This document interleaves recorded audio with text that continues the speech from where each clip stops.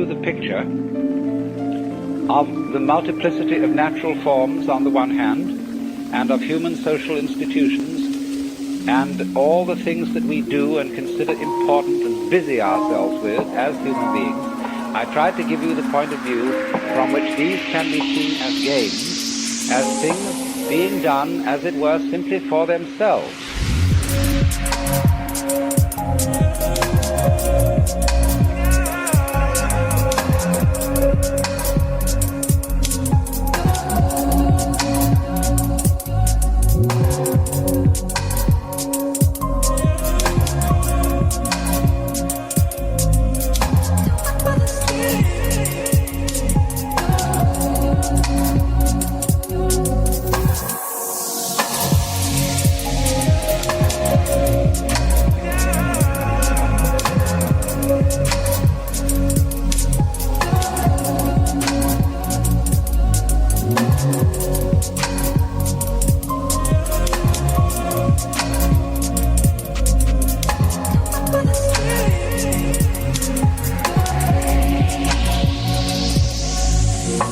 And not for some ulterior motive. And therefore, these games are in a way best played when they are played as games. Although it's really all right for people to take them seriously, except that they are a little bit deprived. They're missing something.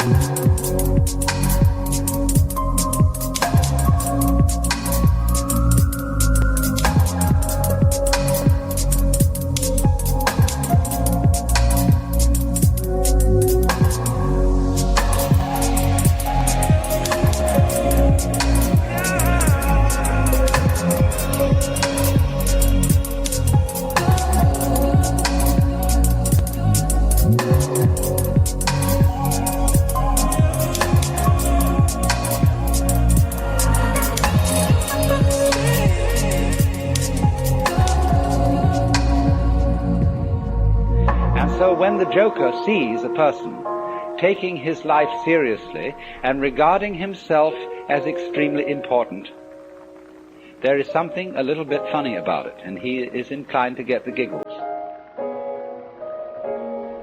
It's all he knows, that the very intensity of seriousness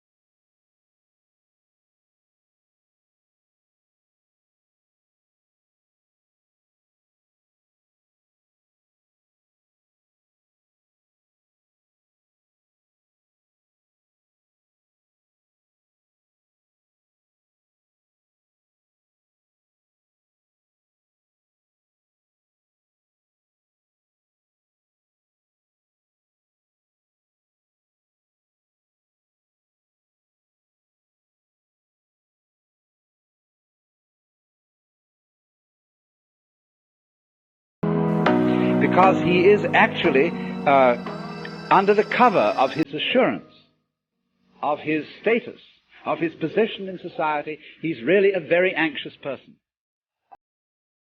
From the Joker's standpoint, he doesn't condemn such people. He rather congratulates them on their heroism for getting so lost and involved.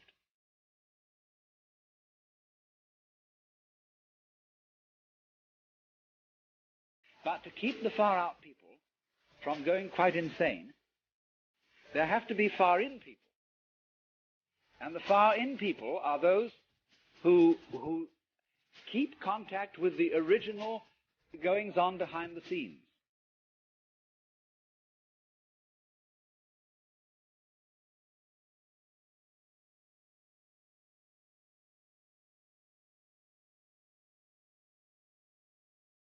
They are like the prompter in the theater, where there are the actors out on the stage, relying on their memories, etc., and they're supposed to get completely involved in the play. But there's a concealed prompter with the script in front of him. And he is the connection of the actor on the stage with the green room behind the stage.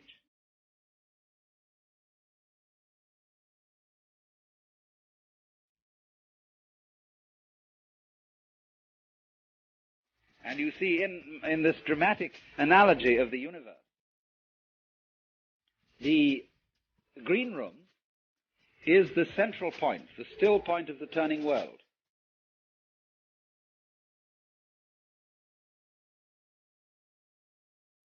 The green room is how God is when he's back home, not involved in all these games, and takes off the mask. See, on the Hindu theory that everybody is a mask of God. The million masks of the Joker, because the Joker is the player, the trick player, who plays ultimately the great trick on himself. So really, there can be no resentment about this. Nobody to blame, nobody to turn around to in the end and say, you bastard, you did this to me. Because it's always you who are ultimately responsible.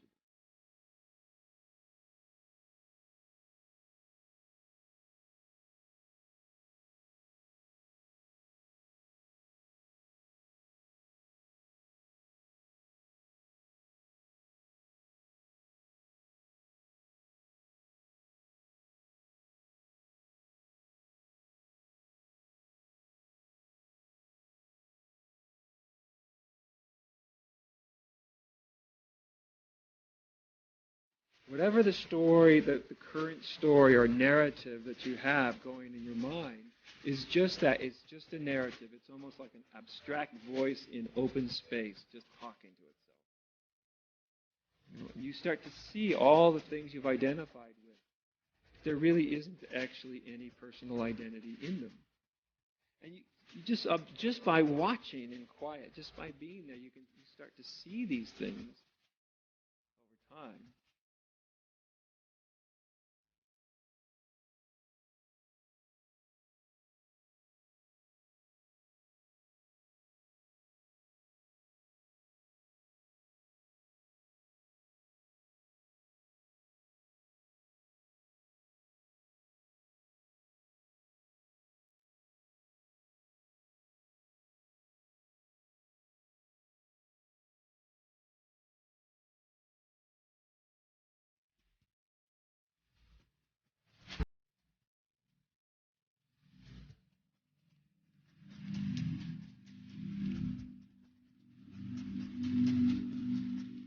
So this prompter, you see, keeps the actor on the stage in touch with the green room. And so there are certain people in the world who might be a kind of a priesthood sometimes, although priesthoods are apt to become corrupt and square, but a kind of people in the know.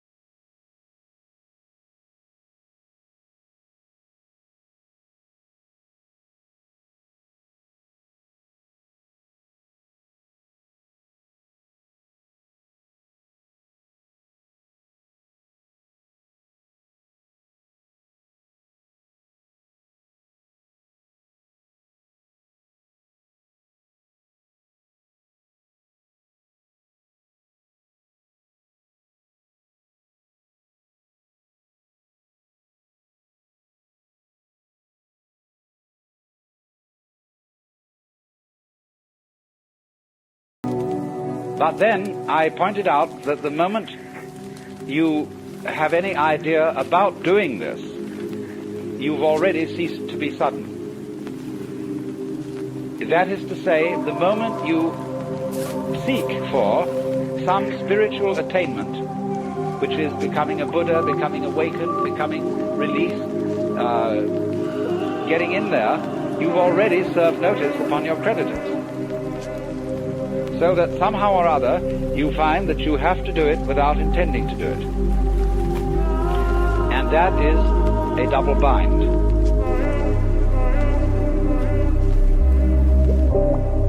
Which you impose upon yourself when you say, I must find a way of doing this spontaneously.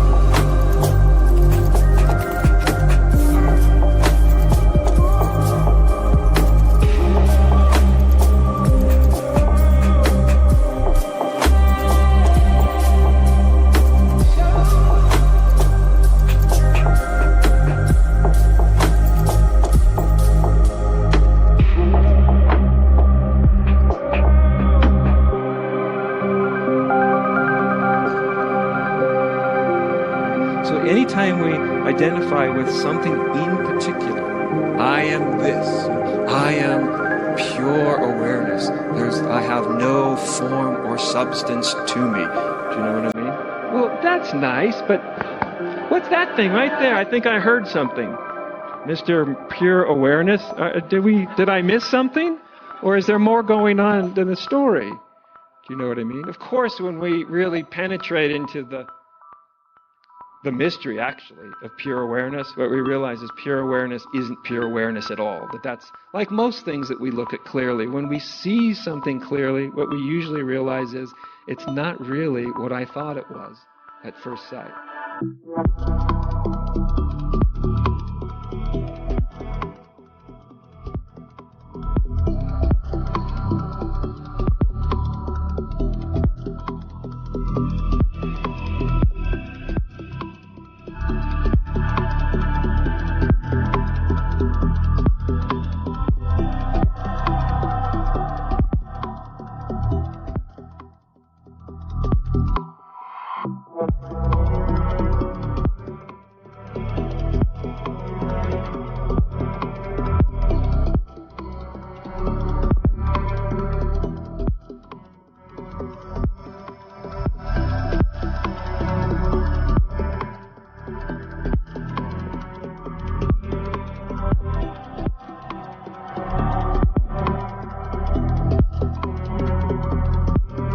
by saying, I must be surprised, and I'm going to lay plans to surprise myself.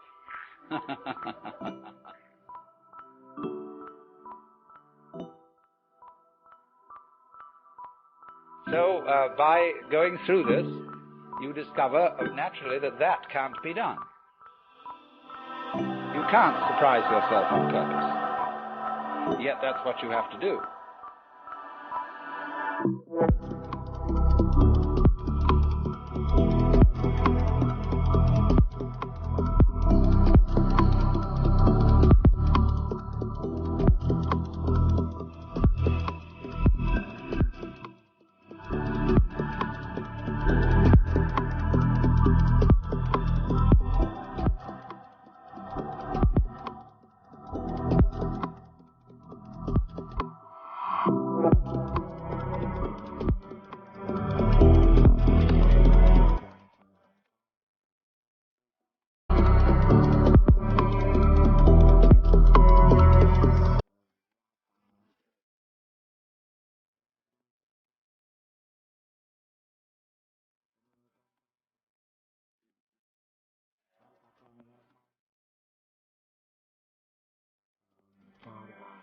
So what about it? You come to a state of total paralysis. You're stuck. The one thing that is terribly important to be done can't be done. It has to happen. It really does if you're earnest about this. You want to get out of the trap. But you can't do anything about it, either actively or passively.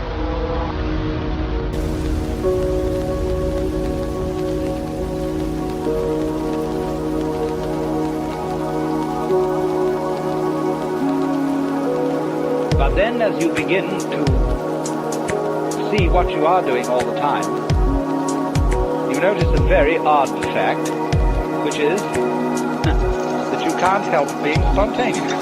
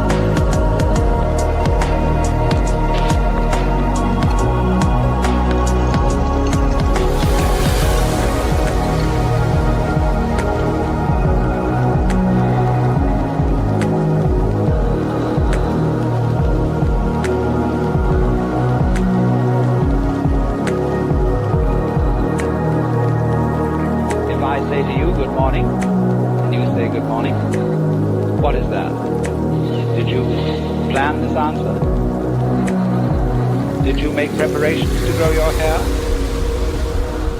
Do you make decisions about having blue eyes? You see, about breathing? Is this all planned? About beating your heart? And what about your thinking? Even if it's very blocked thinking, even if you feel from a certain point of view that you're all mixed up, what is going on anyway?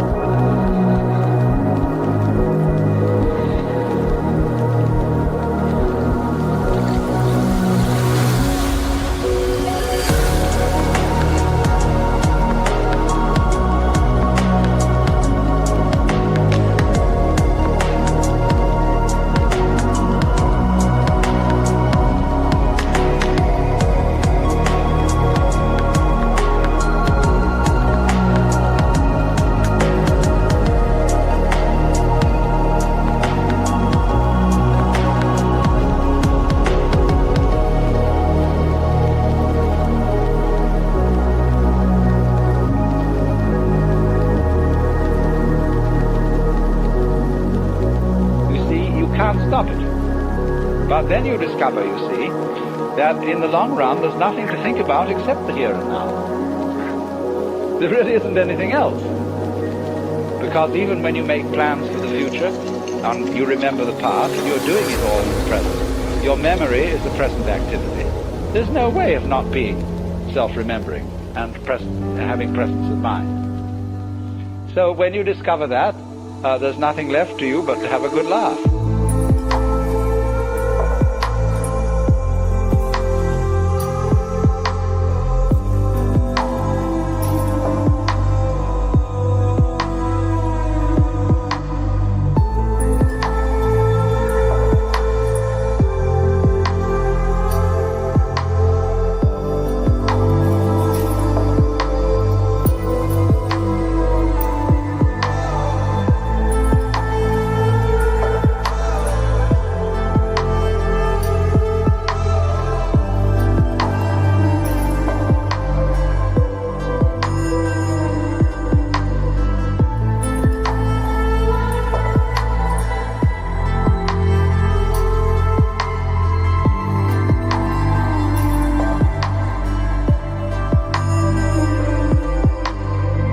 Because when we really penetrate through the, as we'd say in Zen, the koan of awareness, when we penetrate through the mystery of awareness or consciousness, then we also lose that definition of it being something apart from. The true awareness isn't apart from anything.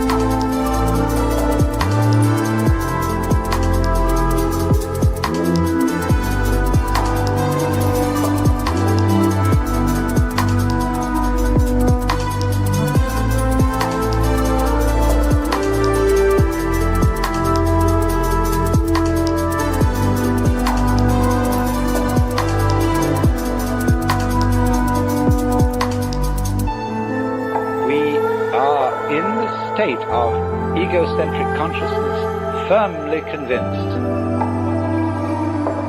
that death is a threat, that the world might stop altogether, and that your death, so far as you are concerned, is curtained forever.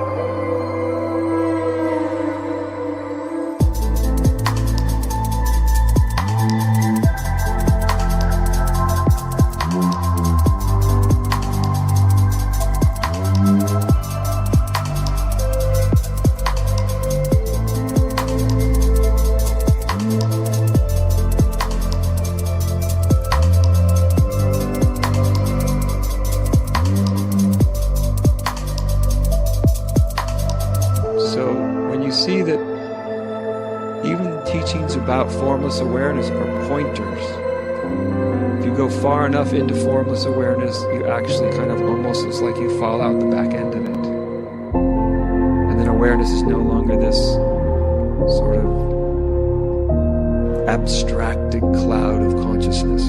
It's other than or apart from other things or people or events. It's all one thing. That's the funny part about life, isn't it? Is that it's all already together as one contiguous whole. It's already that way. It's been that way since there was anything.